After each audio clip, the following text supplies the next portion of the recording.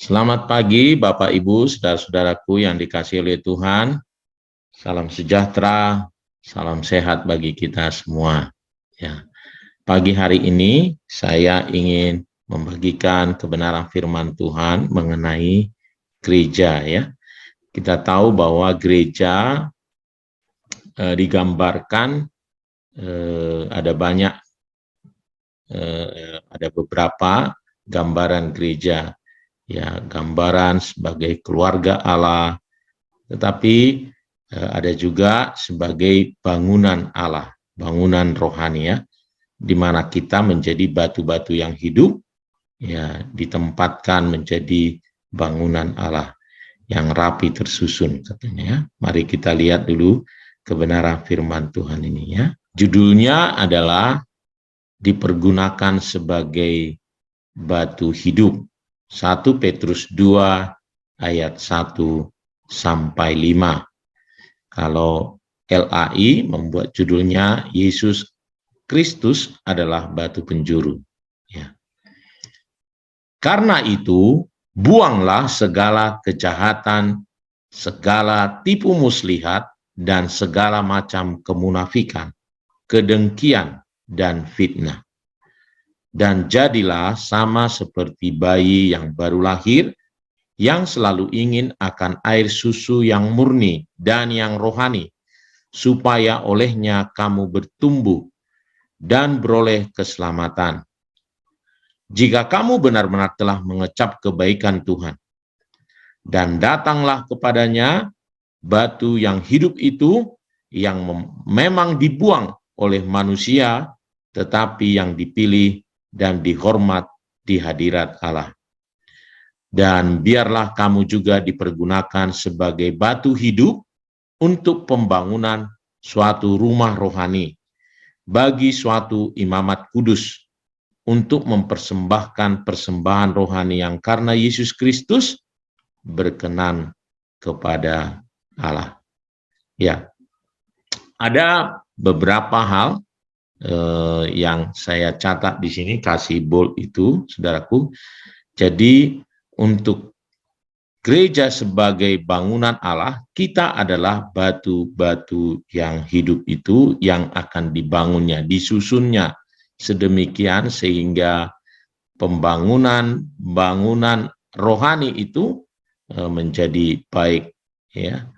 Nah, kita adalah batu-batunya. Kita dipakai oleh Tuhan, setiap jemaat. Nah, orang seringkali merasa, wah gereja ini kurang bagus, gereja ini kurang pas, kurang begini, kurang ini. Padahal setiap kita jemaat Tuhan, umat Tuhanlah yang membangunnya. Kitalah yang menjadi batu-batu yang hidup itu. Nah, tidak banyak orang yang tahu bahwa peranannya apa dalam bangunan rohani itu. Nah, setiap kita jemaat Tuhan mempunyai tempat yang khusus ya, dan supaya kita bisa menjadi batu yang hidup itu, Allah yang membangunnya melalui para pemimpin-pemimpin, para hamba-hambanya ya, menempatkannya sedemikian rupa. Dan supaya kita bisa ditempatkannya, ada ternyata persyaratan-persyaratannya ya. Nah, setiap batu-batu itu bisa dipakai untuk pembangunan rumah rohani itu, ada syaratnya. Nah, apa itu? Itu yang kita lihat di ayat-ayat yang kita baca ini tadi ya. Nah, yang pertama, supaya bagaimana supaya kita dipilih Tuhan menjadi batu bagi bangunan rohani. Nah, yang pertama tadi ayatnya berkata, buanglah segala kejahatan, segala tipu muslihat, dan segala macam kemunafikan, kedengkian, dan fitnah. Kita harus betul-betul menjadi manusia yang baru. Ya. Nah, kita harus betul-betul mematikan kedagingan kita supaya kita dipakai oleh Tuhan menjadi batu yang hidup untuk bangunan rumah rohani itu. Ya, harus kita betul-betul menghidupi manusia yang baru, bahwa hidup kita bukan kita lagi, tetapi Kristus yang hidup dalam kita, sehingga semua kejahatan, semua tipu muslihat tidak ada di dalam diri kita. Ya. Nah, yang kedua adalah dikatakan, jadilah sama seperti bayi yang baru lahir, yang selalu ingin akan air susu yang murni dan yang rohani, supaya olehnya kamu bertumbuh dan beroleh keselamatan. Nah, kalau kita perhatikan bayi, saudaraku, dia sebentar nangis karena pengen minum susu. Sebentar lagi mau nangis, dikasih yang lain tidak mau, dia maunya susu. Kan gitu ya, itu maksudnya ya. Mengapa? Karena Tuhan mau kita bertumbuh. Bukan maksudnya kita terus saja menjadi bayi. Tetapi ini maksudnya adalah kesukaan. Ya, kesukaan akan firman ya sebagai makanan rohaninya. Dia suka sekali. Ya, memang Alkitab berkata orang-orang yang kesukaannya ialah Taurat Tuhan, nah itu yang berhasil ya. Itu yang hidupnya seperti tanaman yang ditanam di tepi aliran air itu. Nah, mari kita menyukai firman. Ya, setiap kali mendengar firman, kita mau itu menjadi makanan rohani kita, kita ambil, kita masukkan ke dalam hati kita untuk kita lakukan, menjadi daging gitu kira-kira ya, dalam kerohanian kita. Nah, yang ketiga adalah, dan datanglah kepadanya, katanya, batu yang hidup itu, yang memang dibuang oleh manusia, tetapi yang dipilih dan dihormati di hadirat Allah. Yesus haruslah menjadi teladan kita.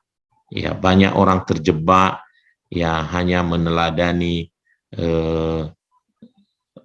melihat ya orang lain gitu ya, sehingga dia bisa kecewa ya, karena kalau dia melihat orang dia bisa kecewa, tetapi dia harus betul-betul di dalam gereja itu Yesus harus menjadi teladannya.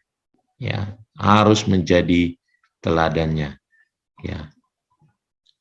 Jadi datanglah kepadanya batu yang hidup itu, yang memang dibuang oleh manusia, tetapi yang dipilih dan dihormati di hadirat Allah. Yesus adalah pemimpin kita yang harus menjadi teladan bagi kita semua.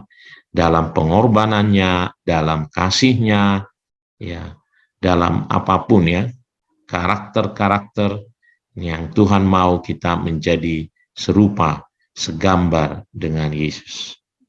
Dan yang keempat, yang terakhir adalah ayatnya berkata, dan biarlah kamu, ya, biarlah kamu, ini ada satu kehendak yang diserahkan kepada Tuhan, kepada orang, kalau di dalam hal ini kepada tukang bangunan, ya, tukang bangunan itu kita rela, ya, jadi ini memiliki kerelaan hati, ya, supaya kita bisa dipakai, ya.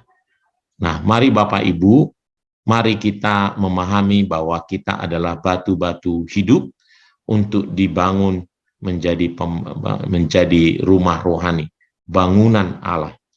Dan untuk itu kita harus, katanya tadi, yang pertama adalah mau berubah terus, mau menjadi manusia yang baru itu terus, ya, kita tidak hanya sekedar menjadi namanya orang Kristen, tetapi betul-betul kehidupannya diubahkan, ya, kehidupannya diubahkan.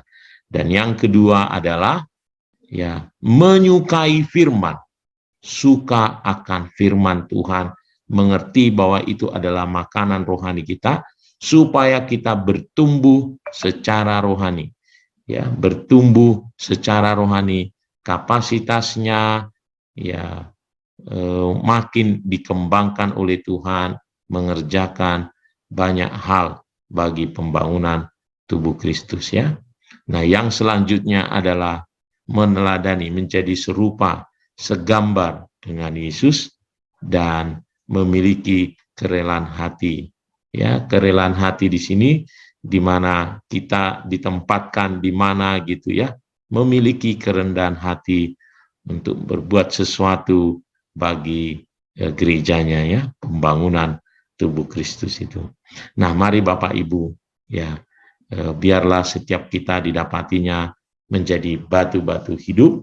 Ya, setiap kita mempunyai peranan ya bagi pembangunan gereja kita. Tuhan memberkati. Mari kita berdoa.